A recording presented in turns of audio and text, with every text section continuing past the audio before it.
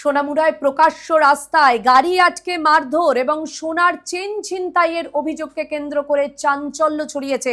শ্রীমন্তপুরের এক মহিলার অভিযোগের ভিত্তিতে হান্নান মিয়া নামে এক যুবকের বিরুদ্ধে সোনামুড়া থানায় মামলা দায়ের হয়েছে। অভিযোগের ভিত্তিতে তদন্ত শুরু করেছে পুলিশ। বিস্তারিত দেখুন এই প্রতিবেদনে। প্রকাশ্যে রাস্তায় গাড়ি আটকে মারধর ও ছিনতাইয়ের অভিযোগে উত্তপ্ত সোনামুড়া শ্রীমন্তপুর এলাকা। অভিযোগকারিনী হাফিয়া খাতুন জানান, বৃহস্পতিবার দুপুরে প্রায় 12:30 নাগাদ তিনি তার মেয়ে এবং মেয়ে জামাই ইমান হোসেনের সাথে গাড়ি করে হাসপাতালের উদ্দেশ্যে রওনা দেন।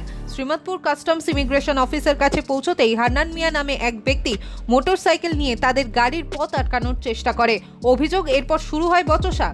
এক পর্যায়ে হান্নান মিয়া লাঠি ও লোহার রড দিয়ে হাফিয়া খাতুনকে মারধর শুরু করে। তাকে বাঁচাতে গেলে তার মেয়ে জামাই ইমান হোসেনকেও বেধড়ক মারধর করা হয় বলেই অভিযোগ।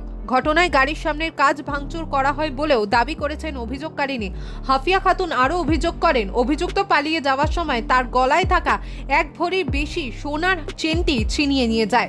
চিৎকার শুনে স্থানীয়রা ছুটে এলে অভিযুক্ত প্রাণনাশের হুমকি দিয়ে এলাকা ছেড়ে পালিয়ে যায়। আমি চেয়েছিলাম আমার গাড়ির সামনে দিয়ে একটা বাইক রেখে দিছে, মানে মধ্য রাস্তার মধ্যে আমি গরম দেওয়া না, তাই না বাইকের নামিয়া আমার আউলা ভিডিও শুরু করছে। আমার শাশুড়ির মারছে, আমার শাশুড়ি অনেক বেশি মারছে।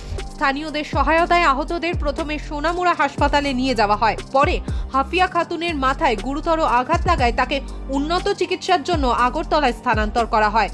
এদিকে ঘটনার পর সোনামুড়া থানায় লিখিত অভিযোগ দায়ের করা হয়েছে।